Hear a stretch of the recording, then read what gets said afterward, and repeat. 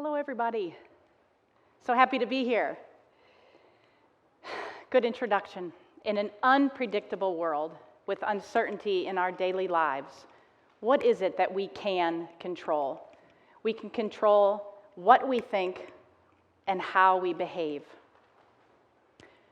Today's talk, I would like to share how we can begin to think more inspirationally and act more intentionally using 6 simple strategies that can positively impact our self-worth and the lives of others.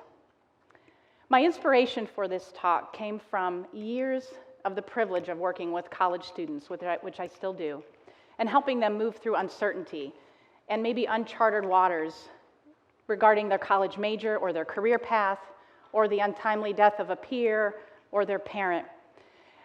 And in visiting with them and advising, I'd often share about Dr. Brené Brown and her research on vulnerability. And I would say to students that it's okay to feel exposed, it's okay to feel vulnerable, and far from invincible. And I shared a quote from her, and I tried to do this all the time, that to get to courage, you have to walk through vulnerability. And you see, in today's traditional education, we don't really learn about how to deal with uncertainty or emotional risk.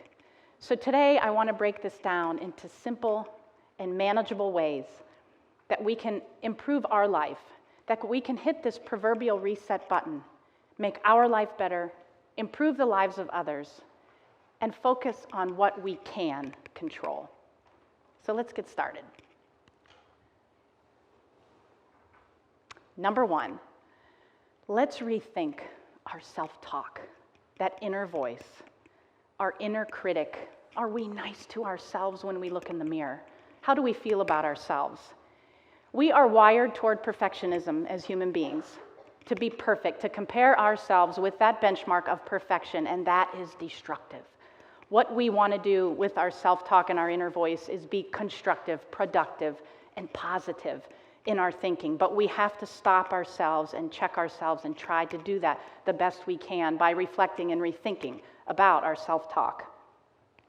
Silencing this inner critic is not easy. I work on it every day. And 2 examples of how I really felt that I had to work on it every day and I felt that there was an accomplishment is the self-doubt that you have leads to your negative self-talk. And 2 parallel experiences. One was earning my doctoral degree and one was running my first marathon. Both physically and emotionally taxing experiences. Very, very similar experiences. But the way that I would diminish my self-doubt is to break those tasks down into manageable pieces so that I could build my confidence and reduce this self-doubt and improve my self-talk. So writing a 250-page paper, you don't think about that part of it. You think about writing 1 page, 1 sentence, 1 word at a time, and what you accomplished in that day. And running 26.2 miles is not about training for 1 day. It's about training for months and working up to, and saying, I ran an 8-mile today, and I felt good about myself. And my doubt decreases, my confidence increases. And that was very, very productive for me in breaking things down into small and really sizable, measurable segments. The second is gratefulness, gratitude. Being grateful.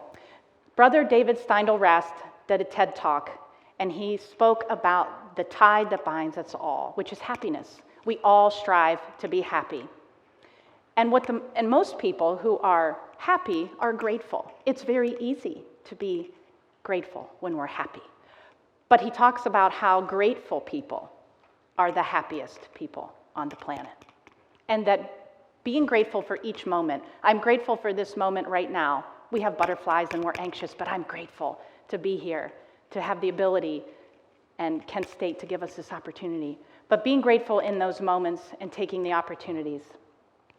I share with students that put your phone in your bag when you're walking to class. Look around. Even though the sun doesn't come out much in Northeast Ohio, look for it. Use your senses. Try to enjoy the class that you're in that day and be present there because an expert is teaching you. You have the opportunity to learn in that moment. One of my most grateful experiences really came from one of the most trying times I had. So 1988, I was a freshman going into a freshman in high school. Don't do the math. And my mom, my dad, myself, and our black lab were driving to my grandmother's house about an hour and a half away for a visit, and we got there, the phone rang, and my mother said, oh my goodness, our house was burning down, truly on fire. It was an apartment complex. We get in the car, and we're driving, and it was just quiet in the car. We were quiet because we were silently grateful because we were all together. But we got there, and the firemen and the police, and they're running up to my parents, and a lot of people in the neighborhood were more happy to see our dog than they were us, but it was okay because they loved our lab. And the fireman said, ma'am, I need to know, what do you want out of this house? We have 5 minutes. And she said, the pictures and the photo albums are in this location. And so before you know it, our photo albums and pictures are flying out of the windows, and we're smiling unbelievably. And that was a grateful moment because we were alive and our memories may be preserved. And then I remember a month later, we bought a condo, and I'm sitting on a rug about the size of this piece here with my mom, my dad, my dog, a little TV, and a pillow. And it was so happy. We were happy because we were alive and we were together, and we were grateful, not for the material things we lost. And so it was just such an important time for me, and such a memory that I'll never forget, and how grateful that things could have gone differently. Compassion. It's hard to see it, but it's up there. Compassion. The golden rule, right? Do unto others as you would like done unto you. We have to be compassionate to ourselves first. It's back to being kind to ourselves. I break compassion down because it's such a complex word into 3 little strategies. Simple acts of presence, simple acts of courtesy, and simple acts of kindness. Simple acts of presence is really when you are with someone, whether it's family, friends, whomever, be with them. Try not to think about what you're going to say next or what story you might tell, but really just listen, engage, look at someone, be generous with your spirit and your time. That's a simple gift of presence. A simple gift of courtesy can be about manners, gestures, opening the door for someone, picking up trash, sharing your lunch, giving someone a compliment, not on how they look or their appearance, but maybe their effort or what you learned from them. Mannerly. I'm in the Starbucks line this past summer, and I didn't move up fast enough. There was a gap between me and the next car, God forbid, and the woman behind me, I heard her yelling. So I look in my rearview mirror, and she's going nuts at me. And she's swearing, and she's, move up! So I moved up, and I thought, man, and my first instinct, self-talk, right, was, geez, what's her deal? But I thought, what if she really just had a bad morning? What if something just happened in her life? I literally thought of that, and I thought, okay, so I get to the cashier, and I said, my latte and hers behind me, please, I'm buying that. So I gave some extra money. And I said, and please tell her that I wish her a better day, and please give her a smile for me. Just a little pay it forward. But I felt good about that. But I also knew maybe she'd feel good about that too, that somebody thought, hey, saw you had a hard day. So this compassion and empathy that we have can be small or big, but it connects us. It's the connections that we make because of this. And it creates joy. I felt good about that, and hopefully she did too. The last one is a simple act of kindness that we can do. So this past November, I read a story about a woman who was shopping on Black Friday, 6 a.m., and she received a phone call. It's probably not a good time to receive a phone call. And her mother passed away unexpectedly, so she's on the phone, and she collapses to the floor, and the stranger next to her came and sat on the floor and wrapped her arms around her and held her. They'd never met before, but the woman was weeping, and the other woman was weeping with her. They were together. And if that isn't compassion, and the woman finally who came to after her mother, she'd heard this news, she really wasn't paying attention to this woman, but that woman said, are you okay? What can I do for you? She said, I'm fine now. And they parted their ways. But they found each other again. And the woman who held her ended up going to the funeral. They've become friends because that was an amazing act of kindness in that moment that they took advantage, the one took advantage of. Number 4, probably my favorite, smiling. This is an outward manifestation of utter happiness that costs nothing. Smiling costs nothing. So I share with you, smile more, smile often.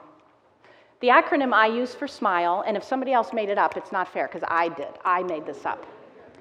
Shining my inner light effortlessly. Shining my inner light effortlessly. It really is an easy gift to give. And it's so often we have that resting face. Sometimes the B word comes before it, but the resting face that we have sometimes, it's okay, but we need to change that resting face when we have the opportunity. Smiling, research shows, improves your mood, decreases your self-reported stress, decreases your blood pressure and your heart rate, and triggers joyful memories.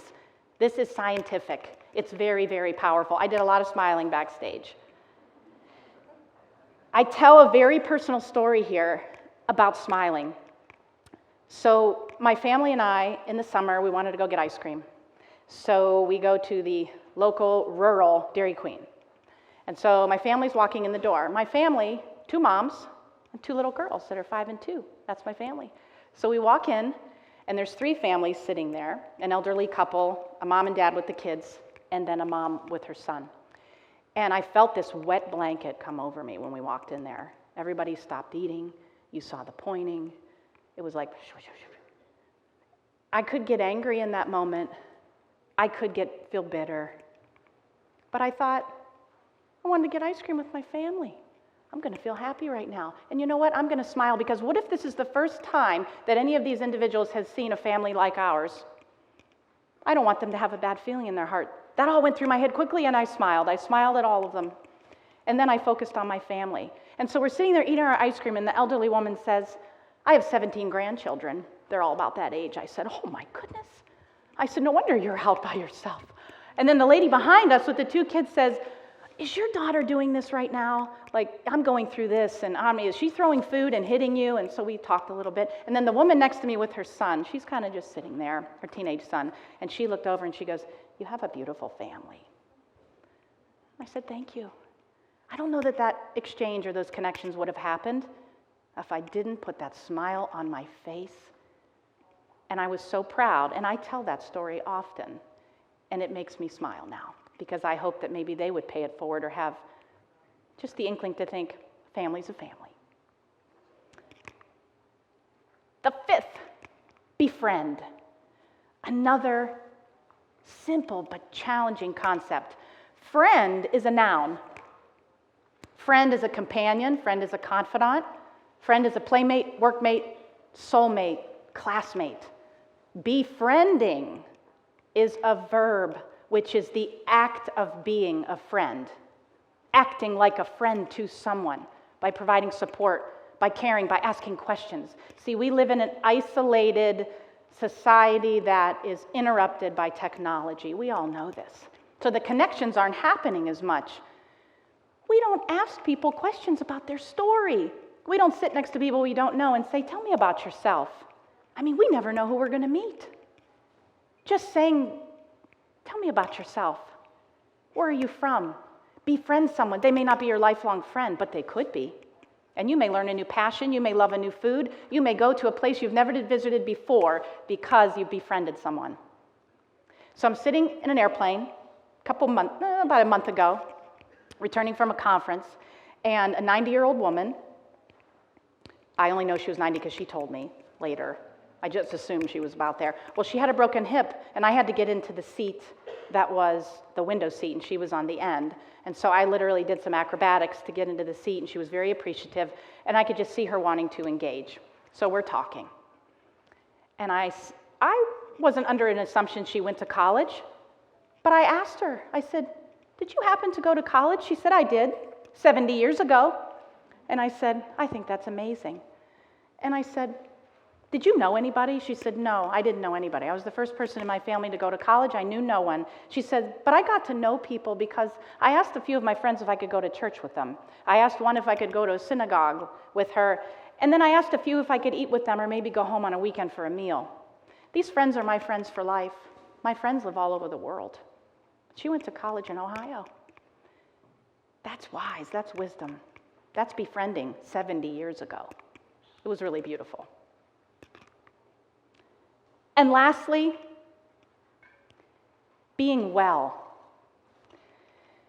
The journey that we are on to become our best self has to start with nourishing this temple that we walk around in, this body that is so unique and special to all of us. Abraham Maslow, early psychologist, developed the hierarchy of needs.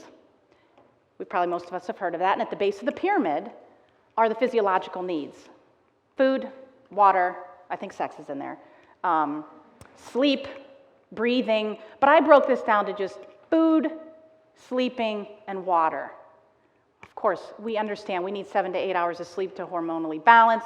We need water to stay hydrated and keep our systems flowing. And we understand that we need to eat less sugar, less sodium, and more fruits and vegetables. You guys all know that stuff. But I want to add one more to Dr. Maslow. He's since gone, so I can change his pyramid, I thought. So the one I want to add to the base of his pyramid is exercise. I want to add exercise there, not because we should get on a scale, not because we should care about our bikini body, because you can get a bikini body by buying a bikini and putting it on your body, okay? We should not care about what we weigh or how we look. We should exercise for mental and physical well-being. We should exercise to create the endorphins, to enhance our mood, to make our attitude better, and to live a longer life. To me, that's missing at the bottom of that. You nourish by what you put in, but what we put out, whether it's moderate exercise 5 times a week for 30 minutes, or 3 times a week for 20 minutes, which I like better. It's so important, but it's mostly important to us mentally. So I share that. So sorry, Dr. Maslow, we're going to add exercise into mental and physical well-being. There are the 6. Today I challenge you, and I challenge myself every day to think about what it is that we can control, not what we can't control, not what is out of our control in this world. It is about the power we have in the can. What can we control? And so using these 6 tactics, we can improve our own life, and we can improve the lives of others. And hopefully, through this, we will find a more kind and gentle existence. And hopefully we will find ourselves smiling from the inside out. Thank you.